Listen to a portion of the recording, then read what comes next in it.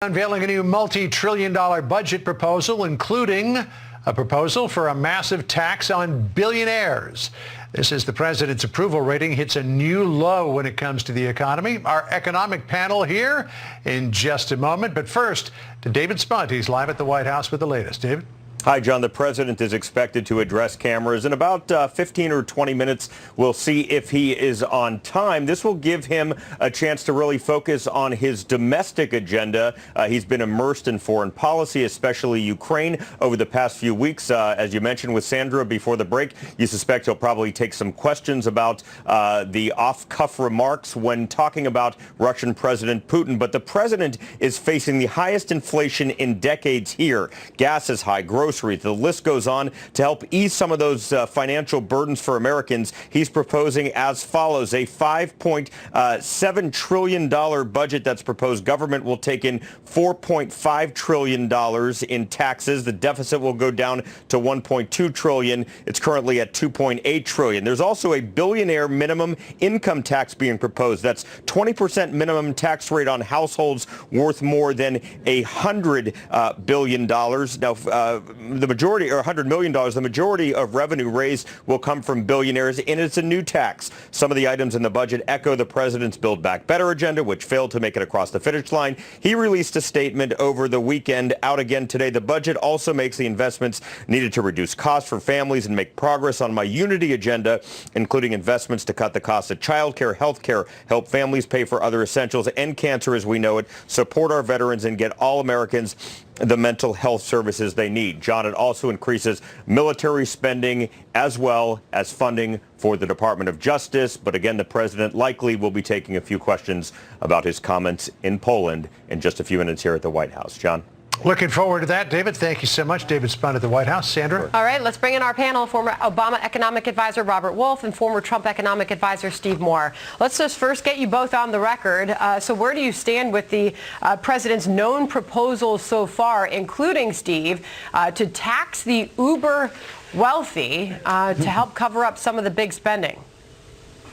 Well, hopefully, Sandra, that proposal will be DOA, meaning dead on arrival when it gets to Congress. Well, let's not forget, Sandra, that President Trump proposed something like that earlier this year, and it was a balloon that would not fly. So hopefully this won't happen. I think it's a terrible idea. China right now, incidentally, Sandra, just last week proposed one of the biggest tax cuts in the history of that country, larger than the Trump tax cut. So if we're raising our taxes at a time when China is lowering their taxes, I don't like the way that turns out for American competitiveness. Well, maybe we should just lead and maybe not follow China's lead. But let me just let you know what Jason Smith is saying. He's the House Budget Committee top Republican, and I'll get your response, Robert. He says this budget submission from the president shows he has learned nothing over the past year, nothing about how his policies have failed the American people, and he intends to double down on those very policies, obviously talking about the president.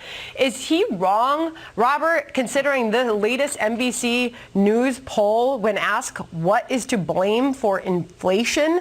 And the number one response, 38%, say President Biden and his policies. Is he acknowledging that a lot of what he has implemented since he's been in the White House has caused the problems the American people are living with? Yeah, I'm not surprised the Republican is talking down on this entire budget. But as we know, well, that was the an presidential NBC poll, just to be clear. List. Yeah. No, I'm talking about what the Republicans said. Yeah, I saw the poll. I'm not surprised at that either with where inflation is. You and I have been speaking about it for a month now, or 2 months. So I'm not surprised that a president puts out a wish list. I actually think some of it Steve will agree with. It's fiscally responsible. It has a lot of money going to security, military, and veterans, and it has a lot for safety, for community policing, for mental health. On the flip side, I think where the debate's going to be with people like Steve and I on the pay-fors. And to be frank, Steve and I actually were on the same side of many of the pay-fors. Neither of us have ever supported a wealth tax. I don't want to turn this into who's right, who's wrong, who's been talking about what. No, let's just address bringing down prices. When I put those polls up on the screen, Steve, my question is, if it's so obvious to the average American voter or those responding to the polling, Fox News shows it as well, the economy is the number one issue. Inflation is the number one challenge for Americans right now. Why is this White House throwing money at the problem, meaning taxing the rich and taxing corporations more, rather than looking at the policies that have led to these challenges. Very well put. And here's the problem I have with what Robert just said. This isn't a fiscally conservative budget. This is $6 trillion of spending. Sandra, when I first came to Washington in the mid-1980s, we had a $1 trillion budget. Now, 35 years later, we're at $6 trillion. And here's what I find really troubling. You know, we know from some of these audits that there was $150 billion of waste and fraud in the unemployment benefit program. There was $200 billion stolen from the Medicaid program. Many people who are not eligible for PPP got billions of dollars. Sandra, instead of raising taxes on Americans, why don't we get rid of the massive waste in this budget? Nobody does anything about it when you have fraudsters in all these countries getting American tax dollars. And Robert, you always like when I address you not just as a Democrat, but as a businessman. Is it smart to raise the corporate tax rate in this environment? Yeah, I would not be supportive of having the corporate tax rate go to 28%. I actually don't have an issue with a minimum global corporate tax rate at 20%. Many of them don't even pay that. And I think actually domestic, we could even see 25% depending where the money went for things like military. And with respect to Steve, as he knows, the budget that past presidents have put in front never get to the table that way. This is going to be done by the Congress. Yeah. Congress is not going to have a wealth tax in many of these things that they're touting for. But we should actually close some of the loopholes so the wealthy pay their fair amount. But you say wealthy pay their fair share when they're paying a majority of the taxes in this country. Real quickly, though, but what about the majority of Americans who are still, in the last year, paying no federal income taxes? How about addressing that?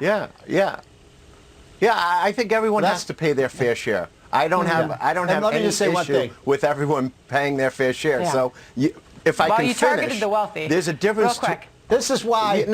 Hold on. Let Robert finish. Robert, go. Let me just say one thing. There's a big difference between a wealth tax and taxing the wealthy and cutting loopholes. There's a big difference between those two. I got to leave it there. Steve, you got 2 seconds. Go. The Steve Forbes flat tax is the way to go. Then everybody pays their fair share. There's no loopholes. There's no special carve-outs for people. I think Robert and I might agree on that. All right. Good to have you both. We'll have you back. Thank you very much. We're out of time. John. I thought he was going to